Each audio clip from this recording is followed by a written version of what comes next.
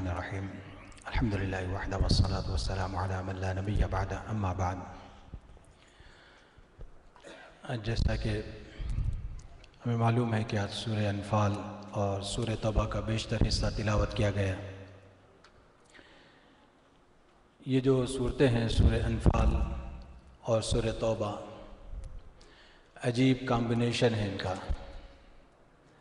آپ دیکھیں کہ سورہ انفال یہ نازل ہوتی ہے غزوہ بدر کے بعد، اور غزوہ بدر اسلام میں سب سے پہلا غزوہ ہے۔ نبی پاک علیہ السلام کے مکہ سے مدینہ ہجرت فرما جانے کے بعد اللہ تبارک و تعالیٰ نے مسلمانوں کو اپنے ڈیفنس کی اور دفاع کی اور اسی طریقے سے مقاتلے کی جو اجازت دی ہے، اس کے بعد سب سے پہلا پیش آنے والا معرکہ یہ معرکہ بدر ہے۔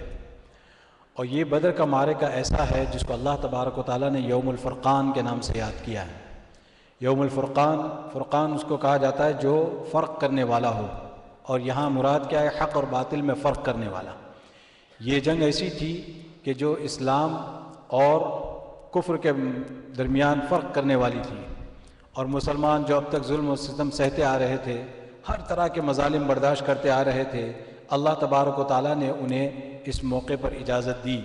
اور غزوہ بدر کو اگر آپ تاریخ میں اٹھا کر دیکھیں گے، آپ کو اندازہ ہوگا کہ یہ بڑا عجیب معرکہ ہے کہ مسلمان جب نکلتے ہیں گھروں سے، مقاتلے کی نیت سے نہیں، لڑائی کی نیت سے نہیں، بس قریش کا ایک قافلہ گزر رہا تھا تو ان کو روکنا تھا۔ اسی وجہ سے آپ دیکھیں گے کہ مسلمانوں کی تعداد کافروں کے مقابلے میں بہت ہی کم ہے، 313، گھوڑا ایک، بمشکل 2-4 اونٹ، اور گنے چنے ہتھیار میں بھی 6 تلوار، اندازہ لگائیے آپ، اور ایک صحابی کی تلوار آدھی تھی یعنی ٹوٹی ہوئی۔ یہ وہ معرکہ تھا کہ جس میں مسلمانوں کے لیے تیاری کا کوئی موقع نہیں تھا۔ بعض صحابہ نے کہا کہ یا رسول اللہ ابھی گھر جا کے میں ہتھیار لے آتا ہوں۔ اللہ کے رسول صلی اللہ علیہ وسلم نے فرمایا اتنا وقت نہیں ہے، چلو، اتنا وقت نہیں ہے، کہ فوراً مسلمانوں کو نکلنا پڑا۔ آپ اندازہ لگائیے ایسے موقع پر سیدنا عثمان بن عفان رضی اللہ تعالیٰ عنہ بھی شریک نہیں ہو سکے اپنی اہلیہ کی تیمارداری کی وجہ سے۔ سیدنا عثمان رضی اللہ تعالیٰ عنہ پیچھے رہ گئے، اس کے باوجود اللہ کے رسول صلی اللہ علیہ وسلم نے آپ کو غزوہ بدر میں حصہ لینے والوں میں شمار فرمایا۔ تو یہ جو وہ معرکہ ہے، اگر آپ اس کی تفصیل پڑھیں گے تو آپ کا ایمان تازہ ہو جائے گا، ایمان تازہ ہو جائے گا۔ غزوہ بدر کو آپ دیکھیں، اور اس غزوہ بدر کے اندر شروع سے جو حالات پیش آتے ہیں ان کو ایک طرف رکھیں، اور جب لڑائی شروع ہوتی ہے اس ماحول کو اپنے سامنے رکھیں کہ کس طریقے سے اللہ تبارک و تعالیٰ نے مسلمانوں کی مدد فرمائی۔ سورہ آل عمران میں اللہ نے فرمایا کہ ہم 3000 فرشتے نازل کریں گے، اور ایک جگہ فرمایا کہ ہم 5000 فرشتوں سے مدد کریں گے، 5000 من الملائکۃ مسومین۔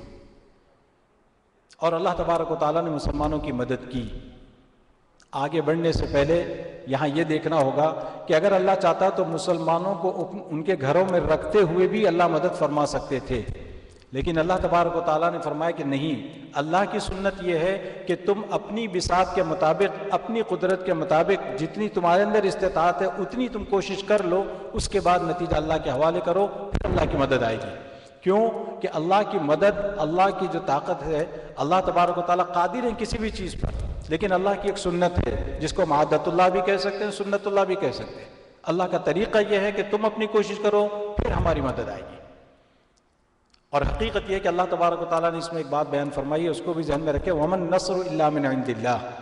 ہمیشہ جو مدد آئے گی وہ اللہ ہی کی طرف سے آئے گی، اللہ کی مدد ہی کی وجہ سے تم جیت سکتے ہو۔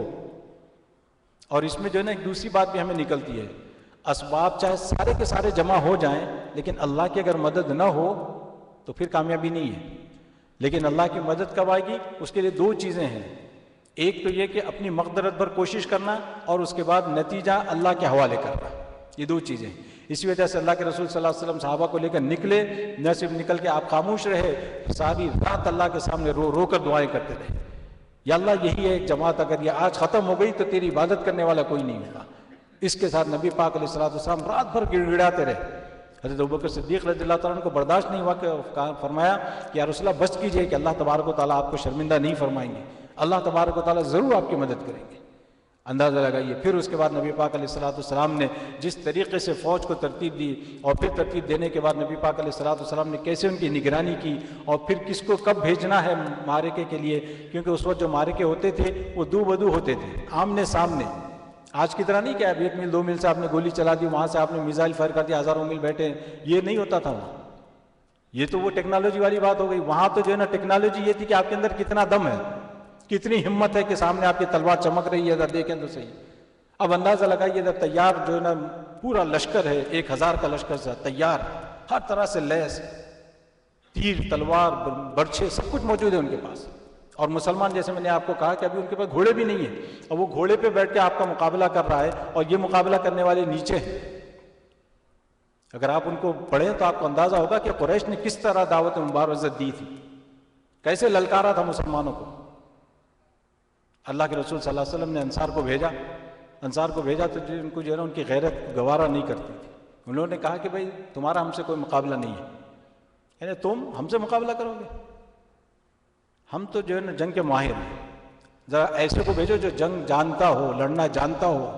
تب اللہ کے رسول صلی اللہ علیہ وسلم نے پھر مہاجرین کو بھیجا۔ بڑی عزیز زبردست معرکہ ہے، پڑھ کے دیکھیں سیرت میں انشاءاللہ مزہ آئے گا۔ آگے جو ہے میں بتانا چاہ رہا تھا کہ اللہ تبارک و تعالیٰ نے سورہ یعنی 10واں پارہ جہاں چل رہا ہے، 10ویں پارے کے پہلے رکوع کے بعد ایک بات بیان فرمائی ہے، یا ایھا الذین آمنوا اذا لقیتم فئۃ فاثبتوا واذکروا اللہ کثیرا لعلکم تفلحون۔ اس میں 2 چیزیں اللہ نے بیان فرمائی ہے۔ فرمایا کہ پہلی بات تو یہ ہے کہ تم دشمن سے مقابلے کی تمنا مت کرنا، دشمن سے مقابلے کی تمنا نہیں کرنا، اس کو منع کیا گیا ہے۔ لیکن اسی کے ساتھ ساتھ اللہ فرماتے ہیں اگر جب مقابلہ ہو جائے تو پھر ثابت قدم رہنا، ڈرنا یا پیٹھ دکھا دینا یہ مسلمان کی شان نہیں ہے، یہ مسلمان کی شان نہیں ہے۔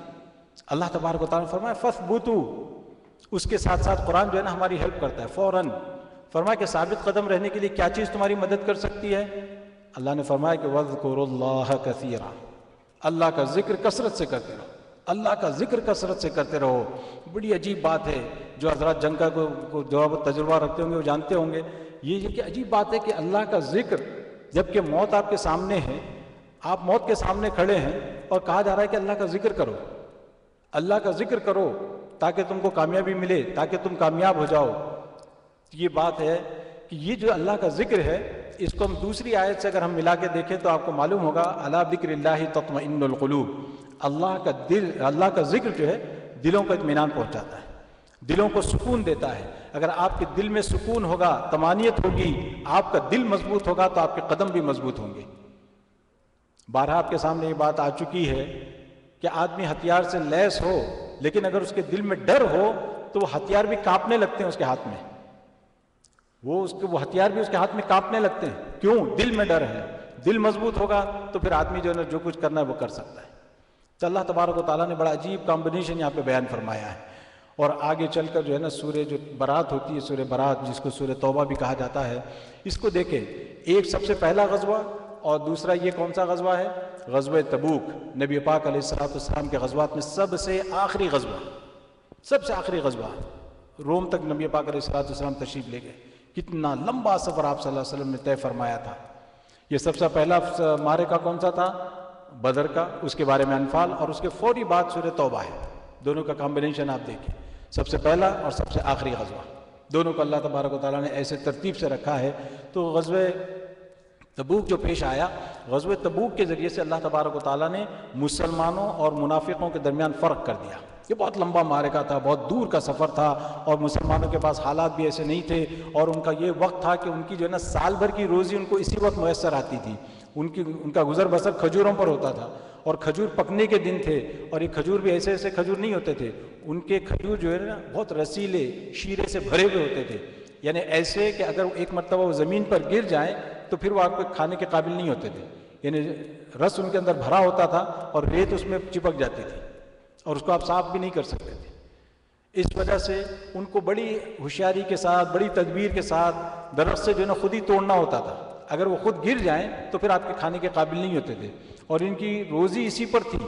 ایسے موقع پر ان کو جو ہے نا حکم ہو رہا ہے کہ بھائی چلو، اور شدید گرمی، مسلمانوں کے پاس نہ سواری کا صحیح انتظام، نہ ان کے پاس چپل ہیں، اسی وجہ سے اس کو غزوہ ذات الرقا بھی کہا جاتا ہے۔ رقا کے معنی آتے ہیں چیتھڑے، جو کپڑوں کے ٹکڑے جیسے ہوتے ہیں نا۔ صحابہ کے پاس چپل نہیں تھے تو انہوں نے وہ ٹکڑے باندھ لیے، کپڑے کو پھاڑ کر جو ہے نا، کیونکہ اتنی سخت ریتی تھی اور بڑا لمبا سفر تھا، اسی وجہ سے اللہ کے رسول صلی اللہ علیہ وسلم نے فرمایا جس کے پاس سواری نہ ہو وہ نہ آئے۔ کیوں کہ یہ بہت لمبا سفر ہے، یہ ایسا نہیں ہے کہ مدینے کے فوراً بعد ہے یا غزوہ احد تک جانا ہے، یعنی وہ میدان احد تک جانا ہے، ایسی بات نہیں تھی۔ اور بڑے اس میں جناب چیزیں پیش آئی، اور اللہ تبارک و تعالیٰ نے مسلمانوں اور منافقوں کے درمیان بڑی زبردست ایک لکیر کھینچ دی اس کے ذریعے سے۔ اللہ نے چاہا تو اس پہ ہم اور بات کریں گے۔ اللہ تبارک و تعالیٰ ہم سب کو عمل کی توفیق عطا فرمائے۔ واخر دعوانا